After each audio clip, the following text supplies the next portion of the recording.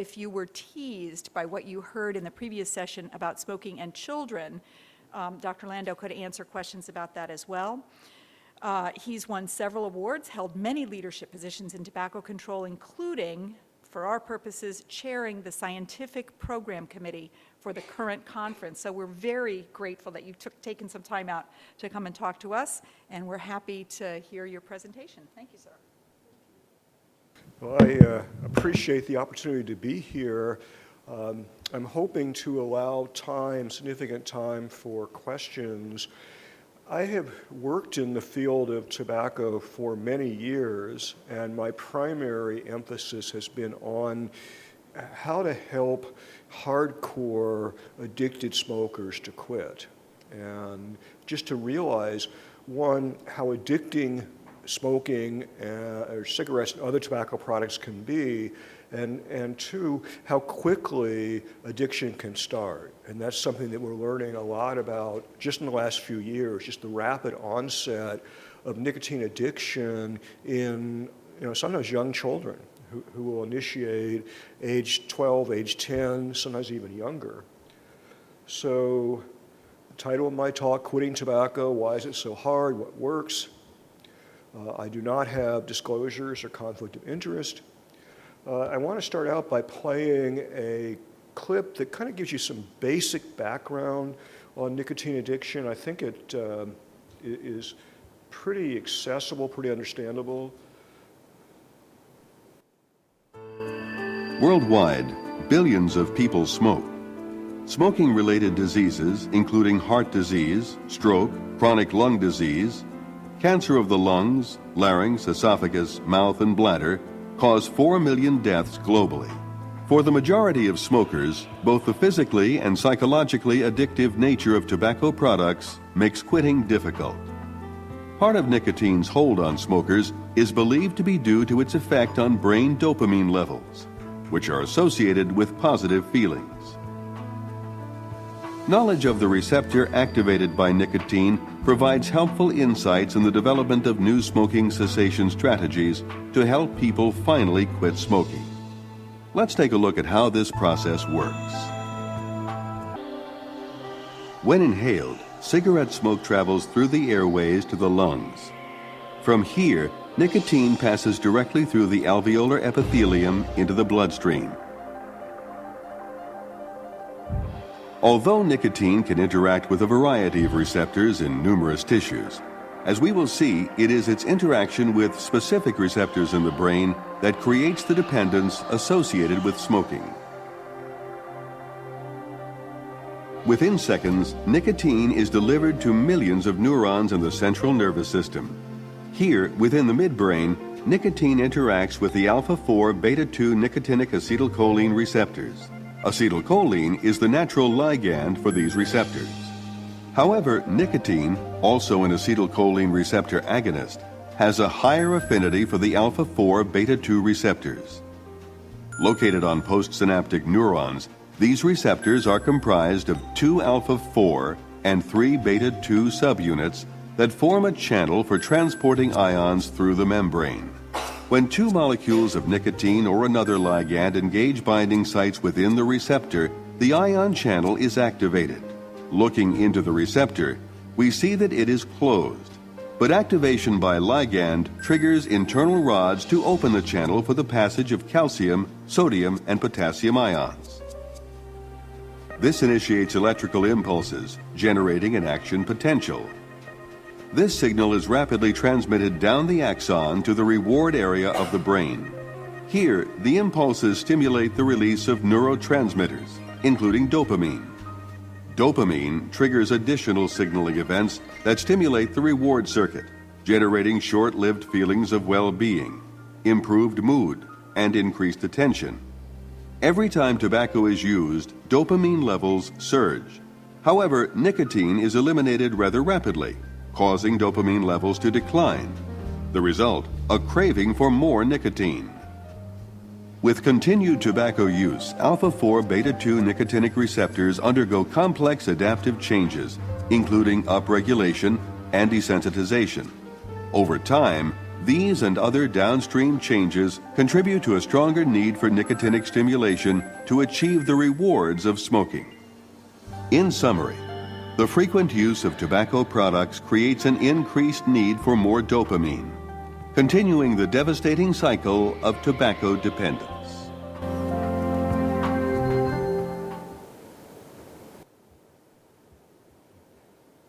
So, this gives a little bit of the basic. I don't expect any of you to be biochemists, but I think a couple of central points from that are the dopamine, the effect of dopamine in the brain, the rewarding effects of dopamine, the fact that the smoker seeks to, increase dopamine levels, and just the fact that nicotine itself is eliminated rather rapidly from the body, so that the person smokes in order to maintain a relatively constant blood level of nicotine throughout the day. And so, the question, any of you were former smokers, I think you could appreciate from a personal perspective. I was one of the editors of the U.S. Surgeon General's report that came out in 1988 on nicotine addiction. And for me, my background is in psychology. I'm trained as a psychologist. I know more about conditioning than I do about, say, biochemistry. But working on that report for a full year was an intensive tutorial in terms of the literature, the research that was available then in terms of animal work, human studies. And one of the key conclusions of our report was that nicotine is as addicting as alcohol and heroin. And that was major news in the United States at the time the report came out. It was the time the government was on record as saying that nicotine is addicting. And when the report came out, now more than 25 years ago, the recommendation was that there would be warning labels about addiction, and specifically something like, warning, nicotine is addicting. Once you start to smoke, you may not be able to stop. But the tobacco industry and its lobbyists were too powerful to get, to allow that kind of message, and we still do not have that warning. But the desire for cigarettes can be overwhelming, and the combination of physical need and psychological need, because if somebody is a smoker, a pack a day, 20 cigarettes a day, over a 20-year smoking history, they may have had 1 million hits of nicotine. And the cigarette is an incredibly engineered device. It's just amazing, a little cigarette, to deliver the precise dose of nicotine, and the smoker can regulate his or her intake. Very powerful. And it seems paradoxical or strange that nicotine can have both relaxing and stimulating effects, but that is how it is perceived by many, if not most, smokers. I think that first point here on this slide is really important because the absorption, the delivery of nicotine to the brain is so quick, that 7 to 10 seconds, so that immediate delivery of nicotine, again, can be very reinforcing. It mimics effects of adrenaline and acetylcholine. That was talked about a little bit in the clip that I showed you. And so very quickly, the blood level in one's system can increase dramatically, blood level of nicotine. That's a reason why many smokers, maybe most smokers, find the first cigarette in the morning to be the most rewarding, because the nicotine blood levels drop overnight. Nicotine is eliminated from the system. One wakes up in the morning, one has a craving, one smokes. And for the very seriously addicted smoker, sometimes they can't even go until morning. There are heavily addicted smokers that will get up several times during the night to smoke. Physiological effects, the heart beating more rapidly, blood pressure increasing. Smokers tend to perceive the cigarette as helpful to them in maintaining concentration. People who have boring, repetitive kind of jobs are more likely to smoke. One example might be somebody who drives trucks long distances and they need to stay awake. nicotine can help them with that. But at the same time, stimulating, it can be seen as calming or relaxing because of the release of these natural opiates. So one of the issues, and that was referred to in the clip I showed you, is nicotine is not stored in the body. It's eliminated pretty quickly. And there's this desire, there's this need to maintain a relatively constant level. So if you're a heavy addicted smoker, you're going to keep smoking to maintain that blood nicotine level. And if you take 200 to 400 puffs a day, every time you take a puff, that's reinforcing or rewarding. So you have this combination of psychological addiction and physical addiction. Nicotine is a powerful chemical. It can affect mood, and that's one reason why, for example, people with severe mental illness are much more likely to be smokers, because smoking can help them to regulate their mood. And again, the cigarette is just such an efficient nicotine delivery device. And I mentioned at the beginning that there's research coming out now in the last few years, some of my colleagues in the consortium, that are finding brain changes in adolescents almost immediately. There are animal studies that also support that. And so the brain actually changes. The brain chemistry changes. And when you have those kind of changes, when you stimulate neurons in the brain, nicotine receptors, you can have a permanent change that then, one, makes it more difficult to quit because of nicotine cravings, and two, if one does quit and then goes back, almost immediately the addiction can start again or can be renewed. So it's very challenging. And what I hadn't realized, I think many of my colleagues had not realized, is that it's possible to experience withdrawal very quickly after just a few cigarettes. And functional magnetic imaging has been used in rat studies. And with the rats, they found, okay, the first dose, not that much of a response. But by the fifth dose of nicotine, by just the fifth dose, there was a substantial reaction, a much greater reaction in the brain. So the brain becomes sensitized to nicotine, and addiction can occur quickly. So Joe DeFranza, my colleague, has done a lot of work on that. Some of the material I've taken now comes from his article in Scientific American in May 2008. So it's presented in a way that I think is more accessible or understandable to somebody who does not have substantial background. And for me, since I'm a psychologist by training, I certainly had struggled some with the more biochemistry aspects of the Surgeon General's report. I want to talk a little bit about the tobacco industry and their knowledge and their engineering of cigarettes to make them more addicting.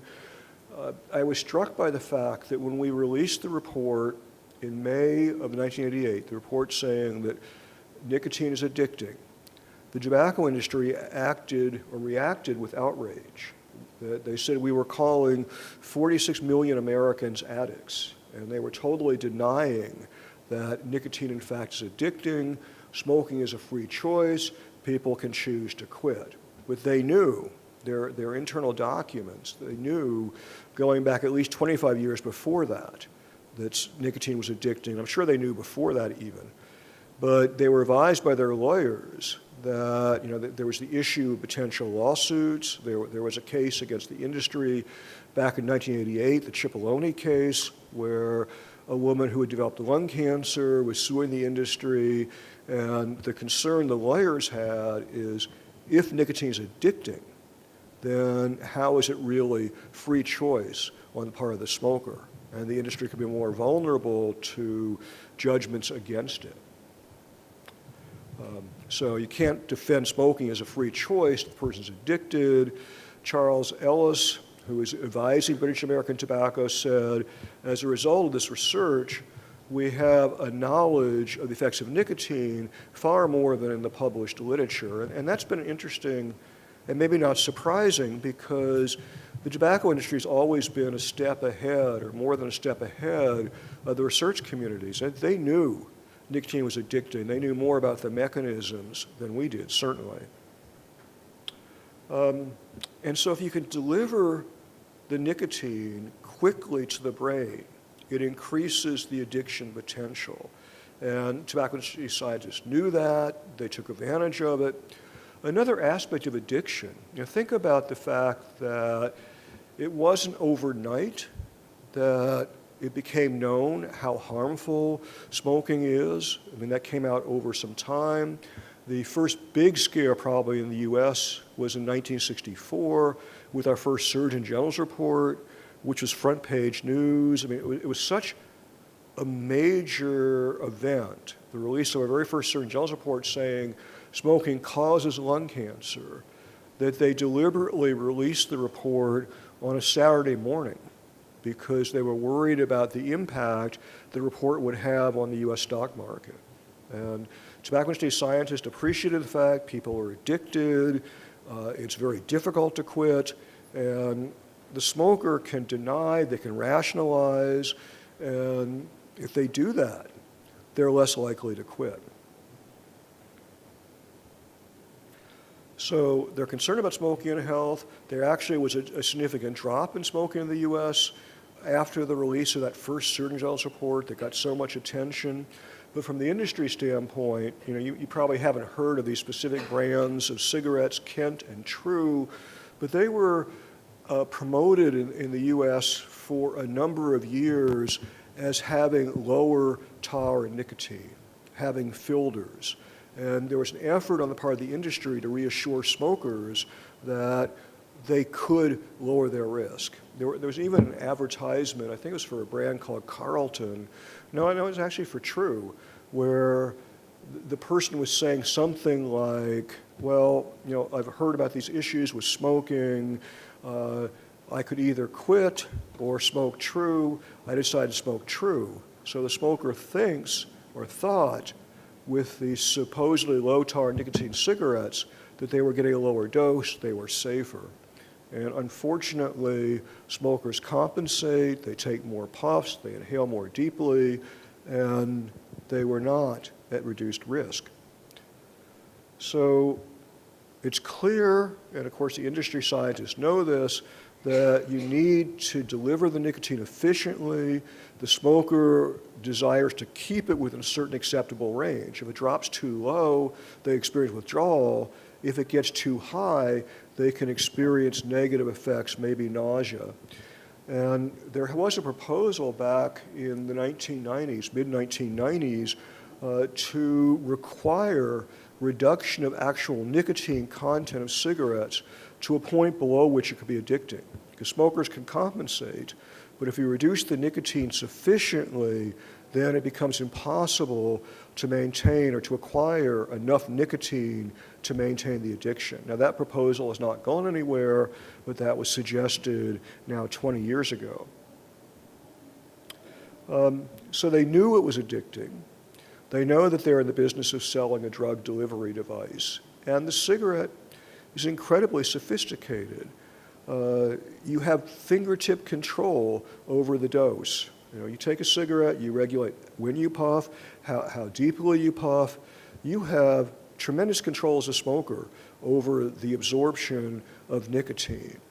And another thing that I find remarkable is not only is it a highly sophisticated, highly engineered device, that it's so incredibly toxic. And I assume my colleague, Judith Mackay, talking about health effects, referred to some of that. But there are literally thousands of chemicals in the burning cigarette. 60-some known carcinogens at last count. Radioactive polonium is just one of the elements that the smoker is exposed to. And of course, people who breathe the smoke, the secondhand smoke, are also exposed. So W.L. Dunn was sometimes referred to as the nicotine kid. He was such an expert on nicotine delivery, and he said, think of the cigarette as a dispenser for a dose of nicotine. That smoke is the most optimized vehicle, and cigarette is the most optimized dispenser. So he saw it as a drug delivery device. And so I referred to just a couple minutes ago what was really a scam or a hoax. The idea for the smoker who is denying, rationalizing, not wanting to quit, or maybe trying to quit and finding it too difficult, that if you switch to this brand, True, or Kent, or Carlton, with these filters, you might reduce your risk. They at least implied that.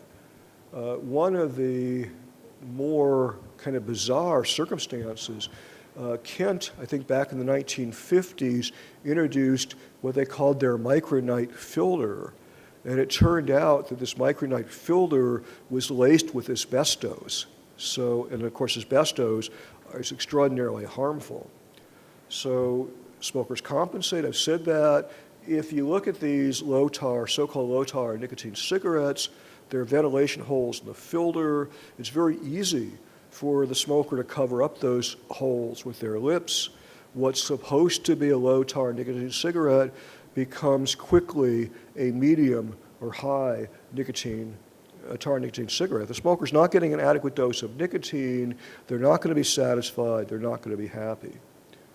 So the compensation, the industry recognizes that people generally thought that they were at lower risk. And then what few people realize is people are actually freebasing nicotine. What they're doing is by smoking, it's almost like smoking crack cocaine. You can manipulate ammonia, which is part of the secret of success of the Marlboro cigarette, the world's most popular brand. They can manipulate it such that you increase the pH, there's more accessible nicotine, and what was found, I mean, there are tobacco industry documents that became public with the Minnesota lawsuit against the tobacco industry that started in 1994, came to a settlement in 1998. As part of that settlement, the industry released or made publicly available at that time, I think, 31 million pages of documents. And going through these documents, finding information like this, that the industry was trying to increase the effective nicotine dose to the smoker, but this was not known outside the industry. And so, going back to 1966, British American Tobacco, it would appear the increased smoker response is associated with nicotine reaching the brain more quickly. So they realized that. This comes from my colleague Richard Hurt at the Mayo Clinic. This article in the Journal of the American Medical Association was written with the sources from the tobacco industry documents, the documents that had been secret. And so I've talked about the addicting part. I think it gives you an idea of why it's so hard to quit. If the brain chemistry has changed, if just a few cigarettes start to alter that brain chemistry, if adolescents who start to smoke experience withdrawal symptoms after just a few cigarettes.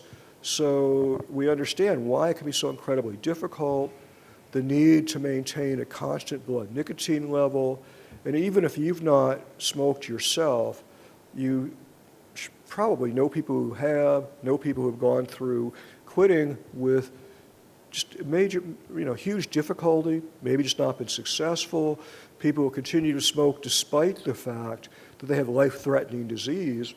In some of my own work, I have tried to come up with effective methods to help hardcore smokers who might, say, be suffering diabetes. People who smoke and who have diabetes have much greater risk of cardiovascular disease. They're at substantially higher risk than the general population, but the prevalence of smoking with people with diabetes is fairly close to that of the general population. So I also had the privilege of working on the U.S. Clinical Practice Guidelines and the guideline update that came out in 2008. I'm going to go through some key recommendations. And again, I want to cover this material, but I also want to try to allow at least 30 minutes at the end for questions and discussion. So the summary was just these 10 recommendations. I'm going to go through some of this. I'm going to focus on several key points, but I think the first one is particularly important, that the panel recognized that tobacco dependence is a chronic disease that often requires repeated intervention. And the mistake we make if we're trying to treat the tobacco user, is not recognizing that, expecting them to quit one time, quit forever. So what happens if the quit attempt is not successful? What happens if they do in fact quit, but a few days, weeks, or months later they go back? And to recognize that there might be a need for repeated support. Calling on both clinicians, medical doctors, but not just medical doctors, nurses, other health professionals, to be supportive, to identify the tobacco users, to treat it as a vital sign, like blood pressure, like cholesterol, like just that we identify tobacco use, we advise the smoker. We were able to conclude that tobacco dependence treatment is effective across a broad range of populations. We were able to conclude that even brief treatment is effective, so it improves the likelihood of somebody attempting to quit and therefore succeeding. But if there is more intense treatment, the outcome tends to improve further. And I think that just a couple of take-home messages from the clinical practice guideline is: one, almost anything, even brief advice, improves quitting. But two, more is better. So if you can provide more treatment, counseling, it might be individual, it might be in a group, it might be through telephone, I'll talk about quit lines. You can further increase the likelihood of success, and within that, if you give them practical tools to use, people engage in problem solving, you train them in skills. So for example, if they think about when it's going to be difficult to avoid smoking, when they're really going to be tempted, if they can think of strategies, what they might do if they're really tempted, think about that in advance, it can help them.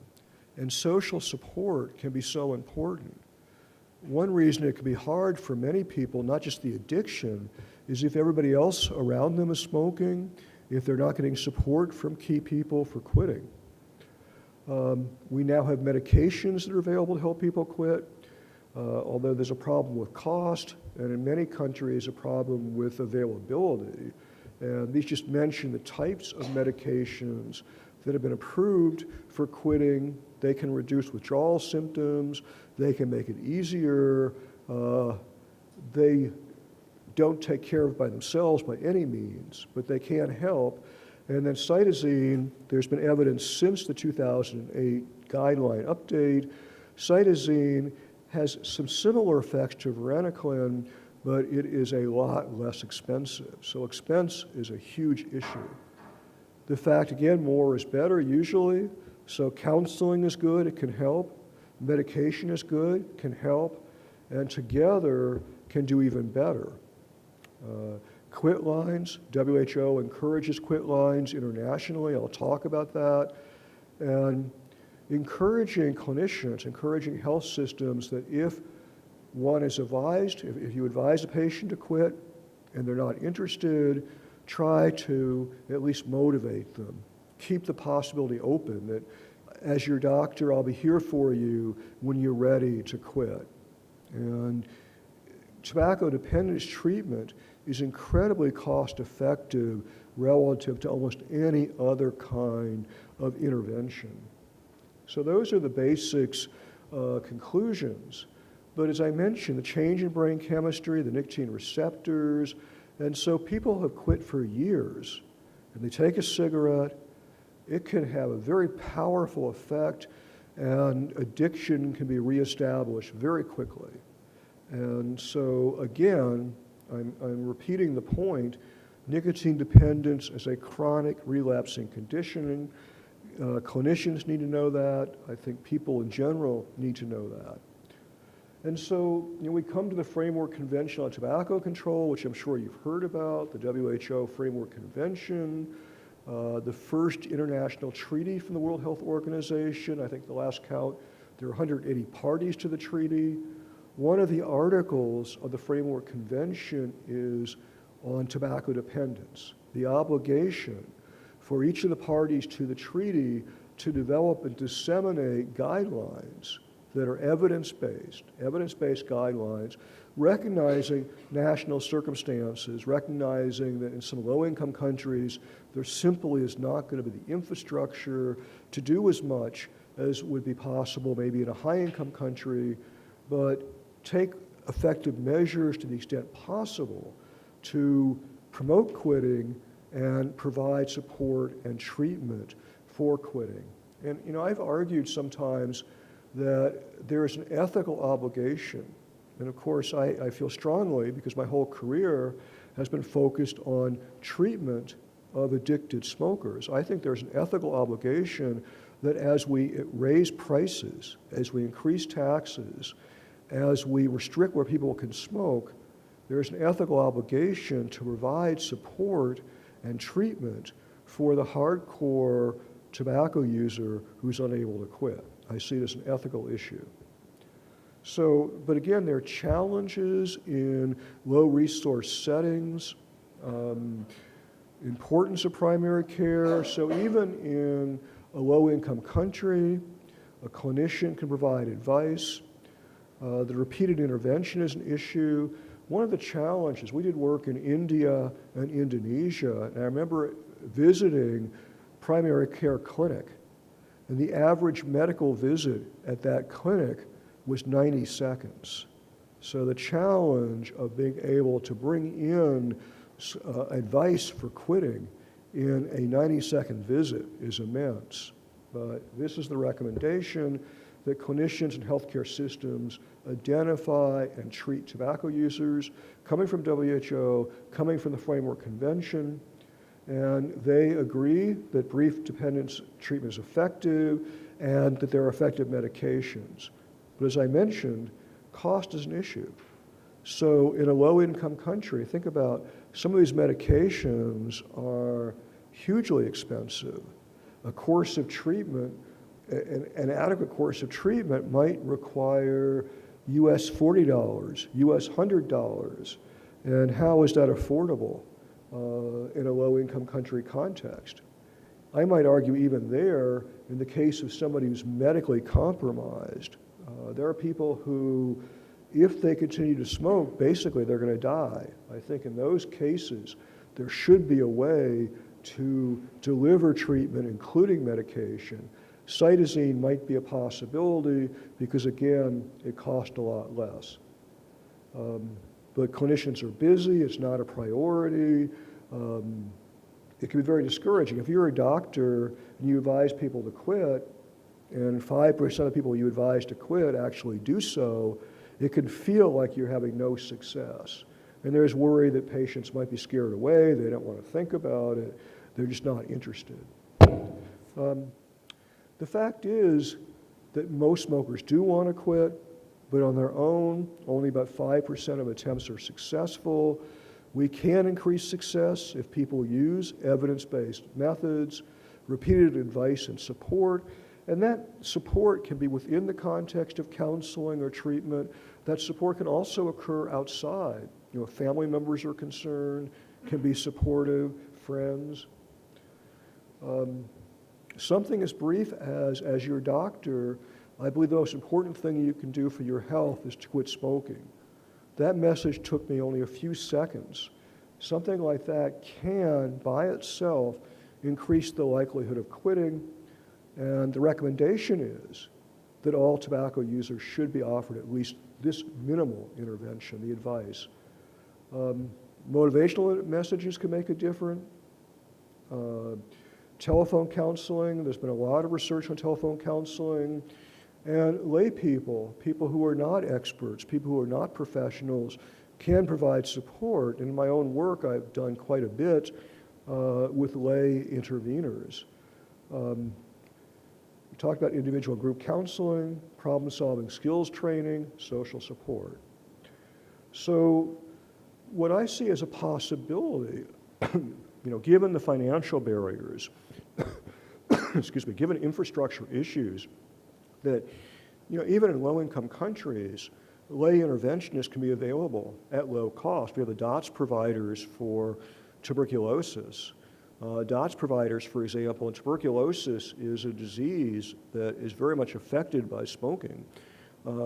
could be trained to be supportive and to offer the practical counseling that's been demonstrated to increase success, can advise on appropriate use of medications, because often people on their own, even when they try medication, they don't use enough, they don't use it correctly. So what we did in our own research, we had a group program, a pretty intensive program that lasted for 8 or 9 weeks, and we were able to train lay people to run those sessions, and we were able to offer programs to people at very low cost because we had the lay facilitators, and where we met was free. And our lay facilitators tend to be very highly motivated. Often they quit themselves through a program, and they very much wanted to help others to quit. And there's studies that support this, including some of our own research. It's very feasible, it's very practical. I have colleagues at the University of Arizona that have done that. They've developed a 4-hour basic skills training program for friends and family of smokers. And in 4 hours, they can teach skills in terms of how to be effectively supportive. The people that do that training understand more about the addictive properties, the benefits and limitation of medication, et cetera. And so they go out and they can be effective interveners. I have colleagues in Ohio who did a program where there was supervision from trained nurses, but the actual intervention was done by lay people who were trained in basic counseling principles for poor women who had high smoking rates and real challenges as far as quitting. So I think that the lay person can be a real resource. WHO recommends incorporating tobacco cessation advice in primary health care. They recommend having quit lines. Now, that's a challenge, again, in some countries that don't have really the infrastructure. But these days, with cell phones being everywhere, and in some of the poorest countries in the world, there's a very high prevalence of cell phone use. It's possible to reach people on the cell phone. It's possible also to give supportive text messages, and there's research on that, as well as more on cytosine and maybe other kind of low-cost medications that could be developed. Quit lines are staffed by trained experts often, and just calling a quit line can really increase one's likelihood of successfully quitting. If you're a clinician, ask, does anyone else in your household ever smoke or use tobacco? Advising, I realize it can be hard, but this is so important to protect your health now and in the future. And then ideally, to be able to refer if there are resources available. It might be for further counseling, it might be for medication, to a quit line if that's available. One of the challenges is that some of these services just are not as readily available as we would hope.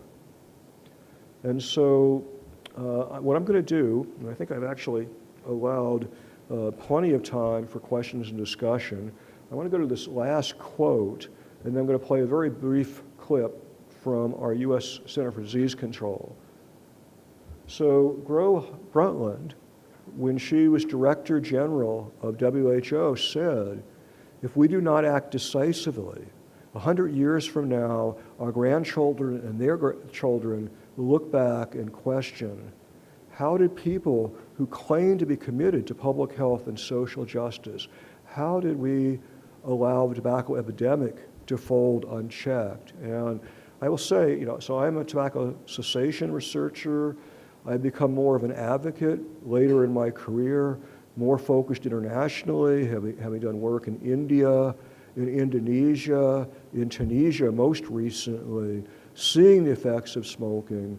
As a public health person now, having moved from psychology to public health, seeing the tobacco industry as a disease vector, it is so important to work collaboratively to try to reduce the tobacco epidemic. which, if unchecked, is estimated to claim 1 billion lives in this century, to bend the curve of that epidemic. And I'm working with colleagues on tobacco as a human rights issue. We will have sessions during this upcoming World Congress on that, and a side meeting on Saturday. But if you think about the impact, not just on the smoker himself or herself, but the impact on significant others, on the wife. It's often a woman who's exposed to the secondhand smoke, or the children. Think about the money spent on tobacco in poor countries by the head of the household, where that money might otherwise go for food. Think about child labor in tobacco farming and the toxic exposure to chemicals, and often denial of educational opportunities. So think of it more broadly. Let me do this brief clip here. Let's see. It's really demanding, for smoking cessation. So is it possible in the future that we can develop like a quick fix to that problem, like a smoking vaccine that, protect people from smoking and also, nicotine addiction? Is it possible? Because we are quite clear now that how nicotine addiction has come into being. So is it possible for a nicotine vaccine in the future? Yeah, so the question is, can we protect people from nicotine addiction? There actually has been work done by some of my colleagues on a vaccine that, if administered, could have some of that effect. And I'm not sure if that answers your question, but there's a potential for coming up with a vaccine that then, if that vaccine is administered and somebody tries tobacco, they're just not going to get the effects from it. So that's one thing that might be a possibility. Right now, for people who are trying to quit smoking, we have treatments that help, but we certainly don't have anything that is anyway a guarantee. So our best methods, probably on a given quit attempt, with medication, with counseling, we might get 20% success. And we're starting to see more hardcore dependent smokers. And then if you're in a context where, our work in Indonesia, where maybe 70% of men smoke, there may be very little social support for quitting.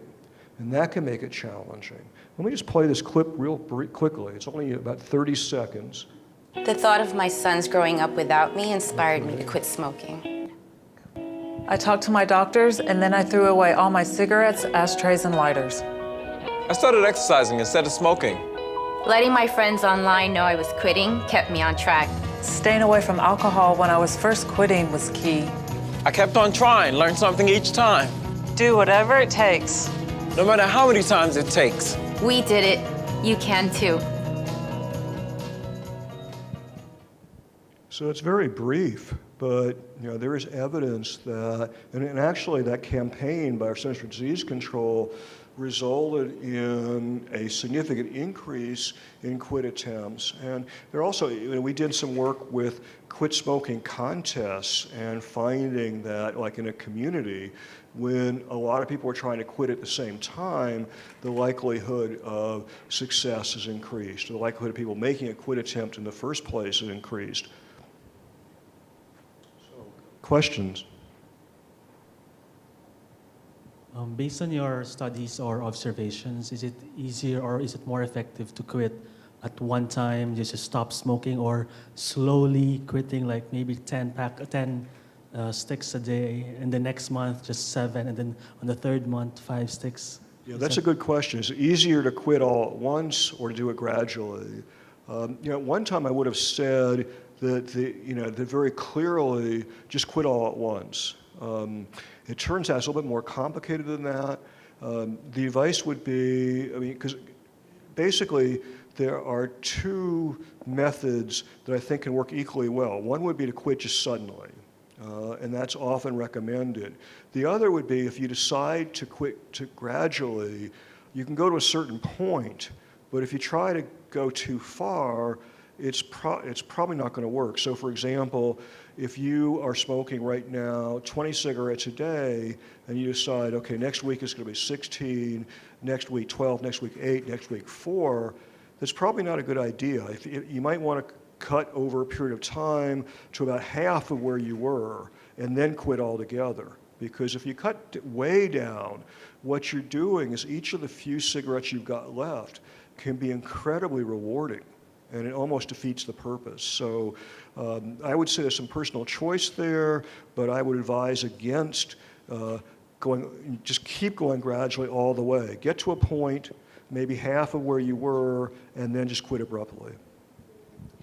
We've all heard about the fact that how difficult it is to quit smoking. Is it possible that for a person who's quit smoking to actually just, again start smoking maybe after a year or so because, it's the environment or maybe a friend smoking or something, because it is very addictive, right? So. It is. It's very addictive, and the question is, possible for somebody to start smoking again, say after a year, maybe more than a year, where they've quit. And, I've seen cases of it, a number of cases where somebody has quit for a long period of time, and then maybe there's been a traumatic event that's happened, and they've gone back. I had a colleague who had quit smoking for 6.5 years, and then she moved in with a roommate who smoked, and she was back to smoking. There's not a guaranteed time beyond which you just know you'll never go back. Now this is a long time ago, obviously, but my own grandmother had quit smoking for 15 years. Her doctor told her there was no reason why she shouldn't smoke. Amazingly enough, her doctor told her that, and she went back to smoking the next day. And by the way, I'm sure you are informed, about the harms of smoking, but the message has not gotten out there as much as you might think. In our work in Indonesia and in India, we surveyed physicians and asked them about smoking and harms of smoking. In Indonesia, and this was back, maybe 10 years ago, but I don't know if it's changed that much, 80% of the physicians whom we surveyed indicated that it was safe to smoke up to 10 cigarettes a day. These are medical doctors, and they thought it was safe to smoke up to 10 cigarettes a day. The truth is there is no safe dose. I just wanted to ask, cigarettes that you roll yourself, are they any safer? That's a good question. I believe not, because you still have in the tobacco itself, you've got a lot of the toxicity. The fact that rolling your own would lack filters, I don't think would be a huge issue.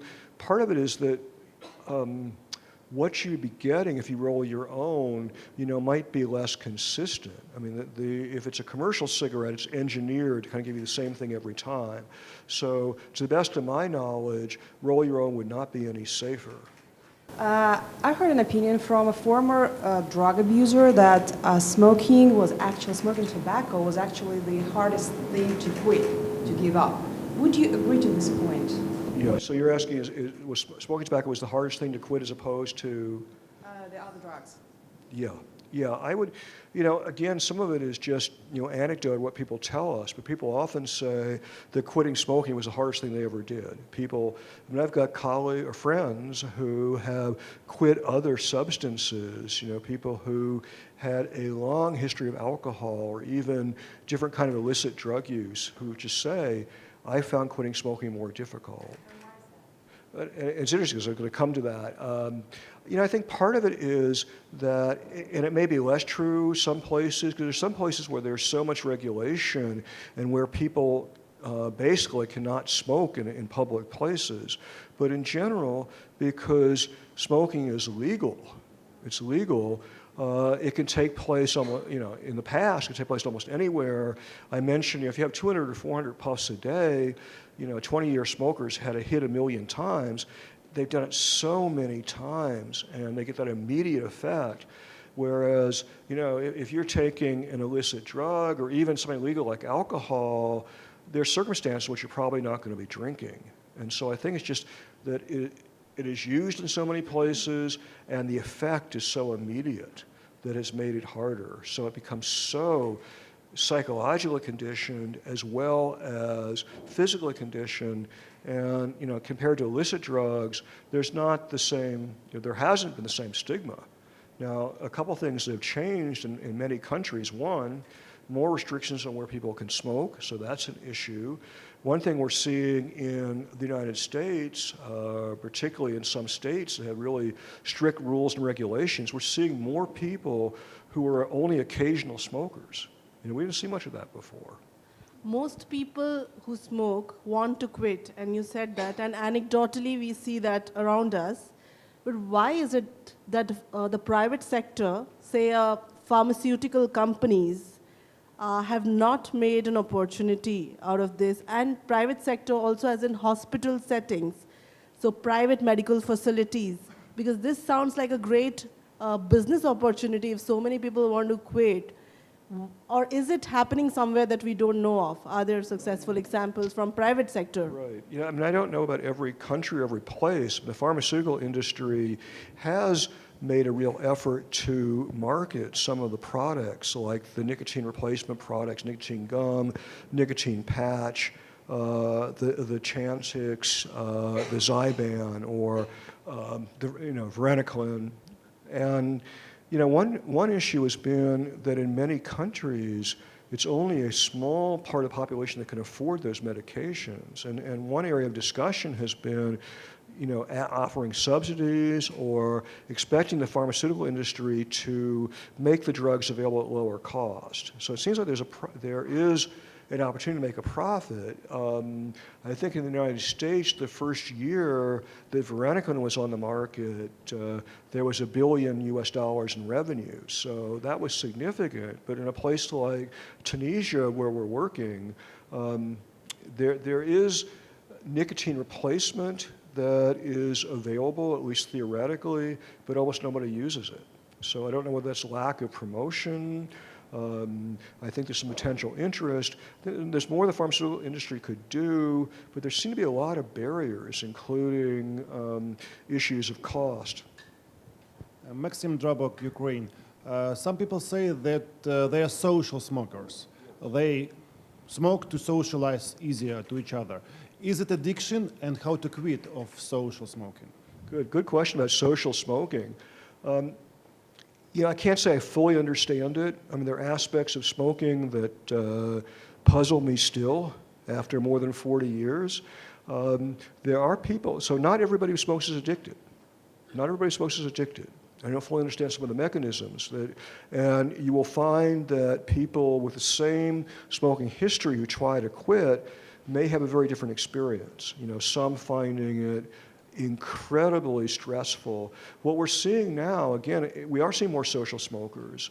We're seeing people who might light up a cigarette, at a bar, or they might light up on the weekend, and they don't seem to show signs of addiction.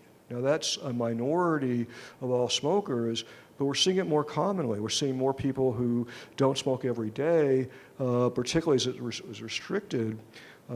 One of my colleagues was interviewing college students, because there are a number of college students who seem to engage in that kind of smoking, not doing it every day, or sometimes doing it heavily on the weekend or heavily when preparing for an exam, but some days not. And so she's interviewing this college student, and the college student is puffing away and saying, "I'm not a smoker."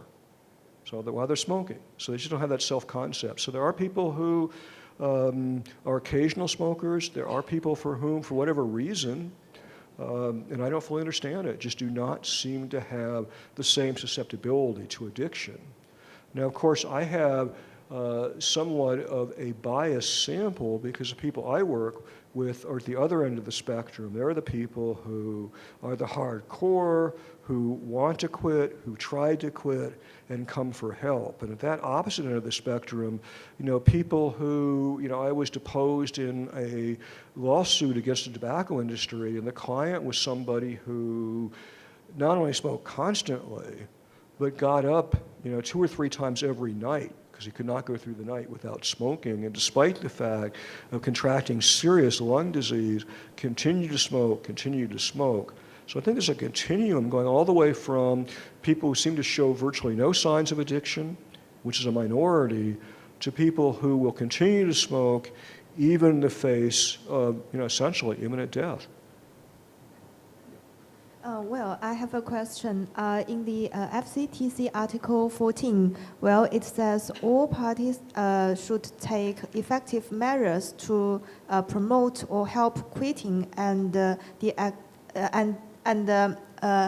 addicted habits caused by smoking, right? In China, there is a discussion on whether we have to make the governmental medical insurance cover the medicines which can help smoker quitting. So what is your opinion about it? Because I'm hearing that some people who against the idea, they believe that it's just like in the family, the parents give money to the naughty kids. Because smoking is a personal choice. You can choose smoke or not. And to use the public money to help the smoker to quit, is that fair to the other non-smokers? I want to know what's your opinion. Thank you. Well, thank you. One issue in China, you have the Chinese tobacco monopoly, and so the Chinese government gets a lot of revenue from tobacco sales, and that's an issue. In China also there's a pattern where men are much more likely to smoke than women. One difference, like medical doctors have a high smoking, male medical doctors have a high smoking rate. I was at a World Cardiology Conference in Beijing back in, I think, 2012, found out that 30% of male Chinese cardiologists smoke. So you have that situation. Making medication available and covering the cost can be incredibly effective. I talked again about the cost effectiveness of the treatment, because one of the issues is if people continue to smoke, and it's going to be an issue in China because what we anticipate is a much greater incidence of lung cancer in China in the next probably 10 to 15 years, and treating lung cancer patients is very expensive. So potentially the government could actually save money by promoting quitting. Having said that, if the Chinese government simply said, okay, we're going to cover the cost, we're going to help cover the cost, and did nothing more, the effect would be limited. So what you really would need to do is to try to not only at least help cover the cost, ideally cover the cost, but make that widely known and try to provide additional support as well. So we know it works, and one of the concerns is, to help create an environment in a country like China where smoking is so common among men at least, and I think we're seeing more increase among young women, particularly in the urban areas. So the medications are effective, but if all you do is just, like I'm thinking about our own work in Indonesia, if we stood on a street corner in Jakarta or in Yogyakarta where we did our work and handed out nicotine gum, it would have zero effect. You need to have a more comprehensive approach. So what I would recommend is, the government have as a priority covering medication, but also providing additional support and involving and engaging clinicians. But to make real progress, we also need to encourage particularly doctors in China not to smoke. I will say when the 1997 World Conference was in Beijing that it was very high profile, and the opening ceremony was in the Great Hall of the People, and the President of China was there. I don't know how much happened after that, but we have a good idea what works, and we need to try to do it, and in the long run, the government will save money. Do you know of any quitting programs or interventions in countries or societies where smoking is considered a cultural norm or even a ritual? Yeah, so smoking programs in countries where it's considered a norm or even a ritual, I would say right now, for the most part, there's not much. We try to do it in Indonesia, and certainly I would say it was normative there, and such a high rate of smoking among men. But what we tried to do to start was to reach out to opinion leaders. And so, like the doctors in particular, one thing that has been documented are stages of a tobacco epidemic. And different countries are in different stages. So some of the high-income countries, the Western countries, the United Kingdom, Australia, the United States, a few others, are kind of on the downward curve where there is a lower prevalence of smoking than there had been. We've cut our prevalence in more than half. There are other countries that are still on the upswing, where smoking is actually going up. Historically, as the epidemic starts in a country, there's actually more smoking. It's more common among doctors than the general public. And part of the reason it's more common among doctors is they can afford it. And then as the epidemic matures, as people start to quit, as it becomes less socially acceptable, the doctors start to quit. So in some high-income countries, you might have 1%, 2, 3% of physicians smoking. So that's part of it, and what we wrestle with is how do you change the norms? So, and that's been a slow process. And of course, the tobacco industry does everything they can to promote it, to promote smoking as positive, as social. One of the challenges we experienced in Indonesia was that as part of the social, often hospitality. I mean, you would go to somebody's home and they would offer you tobacco. And that can be a difficult kind of norm to change. So I have to say, I don't have all the answers, but engaging key opinion leaders, recognizing the importance. I mean, even these conferences have a chance for people to get more knowledge, to network, to learn about effective methods, effective techniques, and societies change. Societies change so that and there are clear recommendations on the Framework Convention, on Empower, that if you can do certain things, if you can raise prices, if you can restrict where tobacco is sold, if you can restrict access on the part of children, and things like that, you can really start to change the society. I would like to know if you're familiar with the Breathe Free program developed by Loma Linda University and the Seventh-day Adventist Church worldwide in over 50 years has been having a success rate, I think, of over 50%. Now it's even higher. What's your opinion about that program? I might be a little skeptical about the 50% success rate. But having said that, I'm familiar with that program, and it has been disseminated all over, and I think it's a good program. I'm impressed just by how much it's been used, and I know some of the people have been involved with the program, so I would say that's great. I think that the principles, again, because that program provides a certain amount of support for people, and we know how important that is, I don't think it's so much medication-based, but there'd be nothing to stop somebody who was getting support in the program from also using medication. Actually, I think about medication, and one of the questions that comes up is because there are people who feel very negatively about medication, and there are people who feel that the pharmaceutical industry is out there to try to make money, which they are. They promote these products, which they do. I'm a researcher. I try to go with what works. Simply have medications is not, magic by itself. They can be helpful to people. I would say most people who quit smoking have done it without medications. For people who are heavily addicted, who are really suffering when they try to quit, I would encourage them to look at medication to try to reduce that discomfort, because there are medications that can do it.